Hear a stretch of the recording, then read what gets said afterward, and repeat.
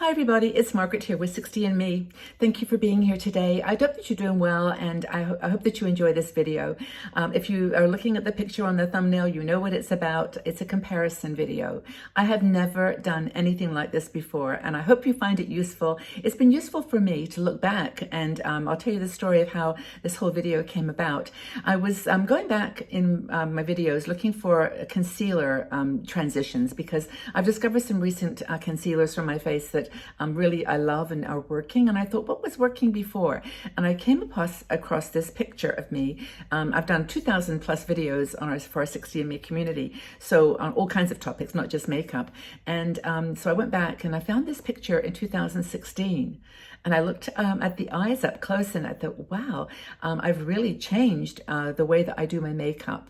And then I started looking at other parts of that picture and thinking there's been a big transition in my life since then. And I wanted to share with you the things that I've done differently and see whether you agree. And I from my perspective, I definitely feel like I look softer. My makeup is just a gentler, natural application. And just share with you not just makeup, but skincare and also hair care, and talk a little bit about what I think I've done differently and why personally I'm happier with the result today. So makeup for me, by the way, is fun. You know, makeup is just all about, playing with different colors. It's like, being an artist, and it's just made to make you feel, just positive, have a positive body image. And for me, I love it. I'm 73 now, so my skin has definitely changed since 2016, that was 5 years ago. And I feel like that's an interesting way to look at how I did things in the past and now where we are today. So I'll start with skincare. First of all, I don't use a lot of skincare. I use Pond's cream cleanser, and I use Embryolisse as my moisturizer. I've used it for years and years, and that hasn't changed. And I also have a facial oil, which I can't find, but it's called Growing Younger Gracefully. It's a beautiful facial oil. A serum, I use it all the time, every day and night. Those things haven't changed. So that's what that is. That's good. And so my skin has actually hopefully stayed healthy over the years underneath all the makeup. The second thing is hair. I looked at the picture back in 2016, and I saw that the color of my hair was kind of a golden color. It was a golden blonde. Now I'm completely gray, so that was all, hair color. And I color my own hair, by the way, so I do it at home.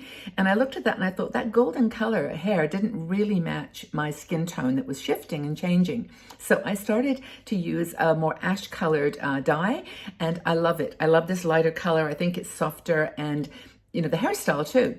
I mean, I used to wear almost like completely the same length all the way around, and it was all very under, and like a page boy. Remember that phrase? And anyway, I then started getting it trimmed with a little bit, shorter at the sides, and just layered a bit. And I like how it feels now. And that's what's important. It's not so much how it looks, it's how it feels. And I feel lighter, more natural. I just enjoy my hair more. Third thing with hair is I've been using a product called Olaplex. Now, Olaplex is a little expensive for hair. It comes in 5 different components. I use the number 3, which is a strengthening cream. And then there's a shampoo and conditioner I use. There's other oils and things you can buy, but that's what I've been using. Amazing. I just think it's made such a difference in the strength of my hair, and also in the texture. And I'm also, by the way, taking biotin. And this is not medical advice at all. It's just a vitamin supplement. I think it's B7 that they say it's good for nails and hair. And I have found something's helped my hair. I don't know whether it's that or not, but that's the only 2 things I've done in the last few years. That's the first thing. The next thing is cream products. I look at that picture in 2016, and I know that I was using powder products on my face. That's all that was available really at that time. I don't think that cream products had really hit the market, and now there's so many beautiful cream blushes and highlighters, bronzers that you can get. I'm not wearing any bronzers. I tend not to use bronzer, but I'm using a cream blush by Merit. I love that. I love the RMS products. I try to use more clean, in quotes, healthy makeup products that are infused with good skincare. So that's another thing I've done with relates to cream products. I've also used cream products on my eyes. I'm using RMS cream today, and also, what else? It's 2 colors of RMS, which is a cream eyeshadow, and I don't do the kind of contouring and trying to make it too fancy. Back then, I did use powder products on my eyes, good powder products. They weren't low, quality. They were good, but they just have that effect on making your whole face and skin look drier. So cream products definitely have been introduced into my life. Foundation, for sure. I'm using less of it. If there's one thing I look at those two pictures and I see, back then I was using too much foundation. I could see that, and I was using a formulation which was dry. It was too dry for my skin. My skin is dry now. It was probably dry then. And I'm using now more luminescent foundations, the ones that I say that they're radiant, like I love the Shiseido Self-Refreshing Foundation. I use the LYS Hydrating, I think it's called. It's got ashwagandha and hyaluronic acid in it. L'Oreal does some great True Match nude foundations. They're not a tinted moisturizer, but they're very light. And use also, think of the other ones, but ones that are more radiant. And there's one called Radiant Cosmetics. I think it's a Greek company that I use. But there's so many radiant, beautiful cream, gentle foundations. Use less. That was my whole observation. Concealer, where I started my journey here with this picture. I used to use a cream concealer. I tried all kinds of them. I mean, didn't we all? I mean, as the wrinkles started to appear and the crinkles, I just used a concealer that I thought was going to hide them. And that was never going to happen. And even now, I've got crinkles. I smile. That's what I do, and that's me. But I use a couple of concealers. I've actually talked about them before. One is the Tintidel, the Lancome. I'm sure I'm going to be talking about new ones in a year's time because the market's changing and new wonderful things are coming out.